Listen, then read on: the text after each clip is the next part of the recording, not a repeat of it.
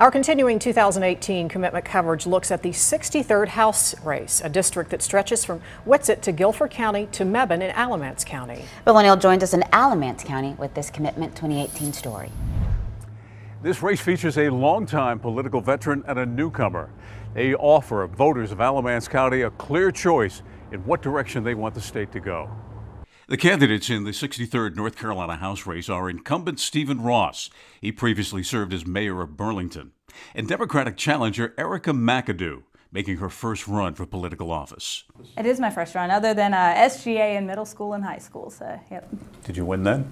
Yeah, I was class president one year and school president one year. The two candidates share their party's views on the issues, especially when it comes to education. The consistent strategic support and adequate funding for our schools and teachers, it's just not there. The last 2 years, we've had the second highest rate of increase in teacher pay in the nation. So, I mean, every year we're adding to that. You can't flip a switch and fix everything overnight. Medicaid expansion is another issue the candidates don't see the same way.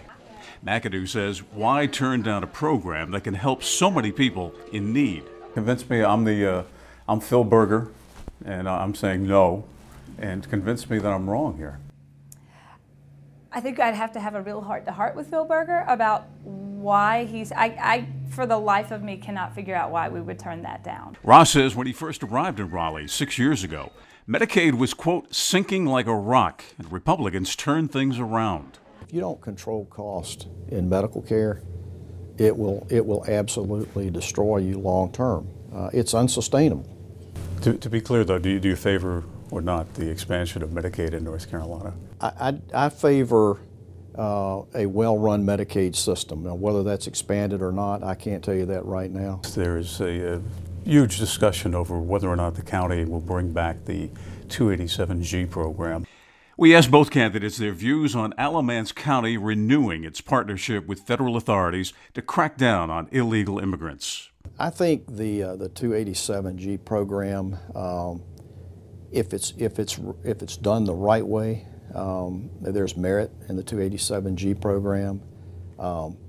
There are a lot of issues with immigration that we can't solve here in Raleigh. As a citizen, not as a lawmaker, but as a citizen of this county, what are your thoughts about bringing back 287G?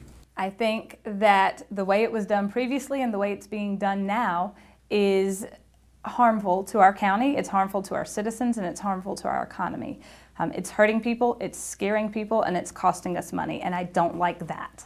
Democrats hold an edge in registered voters in this district. Republicans and unaffiliated voters are evenly divided.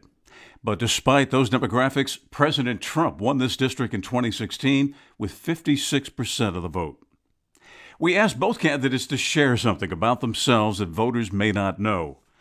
Ross says his love of old buildings led him to sponsor legislation bringing back historic tax credits. So I became sort of a revitalization nut.